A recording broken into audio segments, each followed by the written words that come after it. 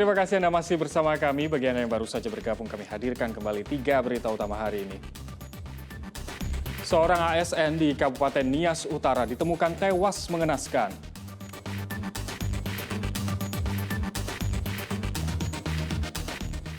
Dua orang wanita menjadi korban penjamretan saat melintas di Jalan Duyung, Kota Medan.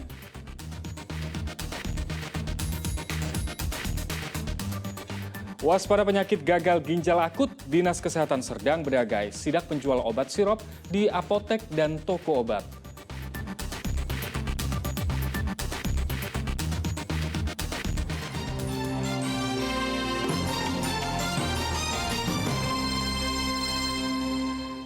Satu individu orangutan Tapanuli menampakkan diri di kawasan hutan lindung dekat permukiman warga di Kecamatan Sitahuis, Kabupaten Tapanuli Tengah dalam sepekan terakhir. Diduga satwa dilindungi itu keluar habitat untuk mencari makanan. Penampakan individu orangutan pertama kali muncul di tebing yang berada di pinggir jalan lintas Sumatera, Sibolga, Medan, tepatnya di areal Batu Lubang. Warga desa Simaninggir, desa Mardami, dan desa Naga Timbul melihat orangutan turun ke permukiman sekitar 5 hari lalu. Kemunculan orangutan ini diperkirakan karena di 3 desa tersebut tengah musim panen buah. Warga setempat maupun para pengguna jalan diimbau agar tidak melakukan tindakan berbahaya menyusul kemunculan satwa dilindungi ini di sekitar tempat warga beraktivitas. Kalau mengganggu tidak, cuman masyarakat agak was-was karena masuk ke perkebunan masyarakat. Kalau dari pemukiman warga sudah radius berapa kilometer kira-kira? Kalau dari pemukiman warga seperti di Mardami kira-kira 300 meter lah dari pemukiman. Keberadaan orangutan ini dinilai tidak membahayakan. Petugas konservasi Batang Toru hanya mengimbau masyarakat agar menyalakan mercon sebagai upaya awal menghalau orangutan yang turun ke jalan agar kembali ke habitatnya. Tuti Alawiyah Lubis melaporkan dari Kabupaten Tapanuli Tengah. Harga garam di sejumlah kota di Sumatera Utara mengalami kenaikan 20% dalam 2 bulan terakhir. Akibatnya sebagian besar perajin ikan asin mengeluhkan kenaikan garam karena harus mengeluarkan modal besar untuk membeli garam yang merupakan bahan baku utama. Kenaikan harga garam dalam 2 bulan terakhir berdampak bagi perajin ikan asin yang berada di kawasan pesisir Belawan, Kelurahan Belawan Bari, Kecamatan Medan Belawan, Kota Medan. Harga garam per goni isi 50 kg yang biasanya dijual dengan harga Rp150.000 kini mencapai Rp170.000 per goninya. Untuk menyiasati kerugian yang lebih besar, perajin ikan asin terpaksa memproduksi ikan asin dengan menaikkan harga jual menjadi Rp25 hingga Rp30.000 per kilogram, dibanding dengan harga sebelumnya Rp20 hingga Rp23.000 per kilogram. Per goni sekarang kita mengambil udah mencapai Rp170.000, Pak. Rp170.000. Nah, Kalau sebelumnya? sebelumnya hanya Rp150. Rp150.000. Rp150.000. Itu sejak kapan Pak naik harga garam nih? Udah mencapai 2 bulan nih, Pak. 2 bulan yang lalu ya. Kalau masalah ikan asin ini gimana? Ikan asin pasar lemah, Pak. Masalah gara-gara masalah ekonomi. Jadi orang tak bisa melaut, tak bisa makan ikan asin. Oh gitu ya. Pendapatan sedikit, harga murah. Jika kenaikan harga garam dan ikan asin terus terjadi akan berdampak terhadap pelaku UMKM khususnya para perajin ikan asin. Usaha mereka terancam gulung tikar akibat kenaikan harga garam.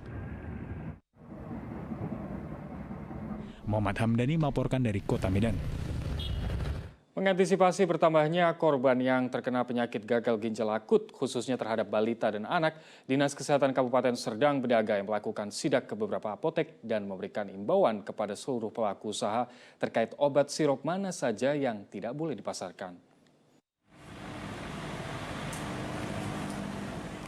Dinas Kesehatan Kabupaten Serdang Bedagai melakukan pengecekan ke 15 toko obat-obatan yang tersebar di beberapa daerah. Seperti di toko obat kawasan Desa Firdaus, Kecamatan Serampah, di tempat ini petugas lebih memberikan imbauan terkait obat sirup mana saja yang tidak boleh dan boleh dijual. Hal tersebut untuk mengantisipasi bertambahnya korban yang terkena penyakit gagal ginjal akut khususnya terhadap balita dan anak. Jika nantinya pada saat pengecekan ditemukan toko obat yang masih menjual obat sirup yang tidak diperbolehkan, maka sanksi yang diberikan masih berupa teguran kepada pemilik toko. Namun jika kembali ketahuan menjual, maka ada sanksi pencopotan izin usaha. Berdasarkan keputusan pada hari ini ada dari Balai POM, dari informasi hasil kelima pengawasan POM, ini ada 3 item di sini di poin C disebutkan bahwasannya produk yang dinyatakan mengandung cemaran EEG atau DEG melebihi ambang batas aman. Jadi di sini ada 5, ada 3. Yang pertama Uni Baby Coke sirup, yang kedua ada Uni Baby demam sirup, yang ketiga ada Uni Baby demam drops. Ini seterusnya Pak akan kita lakukan seperti ini Pak? Ya, kita akan lakukan mata sampai nanti dinyatakan aman. Hingga kini Provinsi Sumatera Utara ada 12 kasus gangguan ginjal akut yang tersebar di 4 kabupaten kota. Dari 12 kasus yang ada, sebanyak 8 orang dinyatakan meninggal. Muhammad Hamdani melaporkan dari Kabupaten Serdang Bedagai. Presiden Joko Widodo memerintahkan kementerian dan lembaga terkait mengutamakan keselamatan rakyat dan Badan POM untuk menghentikan sementara peredaran obat sirup yang mengandung bahan penyebab gangguan ginjal. Perintah Presiden ini disampaikan dalam rapat terbatas di Istana Bogor pada Senin sore dengan sejumlah menteri terkait kasus gagal ginjal akut pada anak. Hal ini ditegaskan Presiden bukan masalah kecil. Presiden Joko Widodo juga memerintahkan Kementerian Kesehatan mengeksplorasi uji klinis terhadap seluruh faktor risiko penyebab penyakit dan yang paling penting, menggratiskan biaya perawatan kepada pasien penderita gagal ginjal akut. Seperti POM segera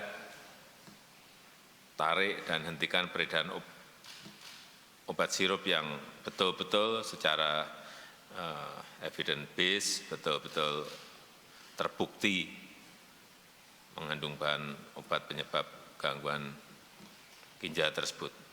Dan saya kira akan lebih bagus lagi kalau diumumkan, diinformasikan secara luas mengenai nama produknya. Siapkan pelayanan kesehatan untuk masalah ini.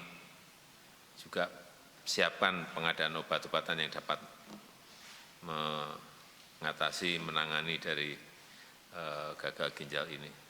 Dan juga saya minta diberikan pengobatan gratis kepada pasien-pasien yang dirawat. Saya kira ini penting. Menteri Kesehatan dan Kepala BPOM angkat bicara terkait kandungan etilen glikol dan dietilen glikol dalam bahan obat sirup yang diduga menjadi penyebab gangguan ginjal akut pada anak. Pihaknya akan menginvestigasi perubahan bahan baku dalam pembuatan obat sirup dalam beberapa waktu terakhir. Memang banyak bertanya, kok dulu nggak apa-apa, sekarang jadi seperti ini. Nah, penyebab impurities atau kecemaran ini, saya sudah tanya dengan para ahlinya, paling besar penyebabnya adalah dari bahan baku. Jadi kalau kita ingin melihat kenapa sekarang begini, dulu tidak, kita sudah berkoordinasi dengan BPOM untuk melihat apakah ada perubahan dari jenis, tipe, atau juga asal dari untuk cemaran EG-DEG ini sampai dengan saat ini di dunia internasional belum ada standar yang untuk mengatakan untuk diuji. Nah, itulah kenapa kita tidak pernah menguji karena memang belum dilakukan di dunia internasional pun. Inilah standar yang harus kita kembangkan sekarang sehingga juga ada menjadi bagian dari sampling rutin dari pengawas obat dan makanan. Informasi tadi mengakhiri berita Medan hari ini. Saya Ilham Ardiansyah. Terima kasih atas perhatian dan kebersamaan Anda. Selamat beraktivitas dan sampai jumpa.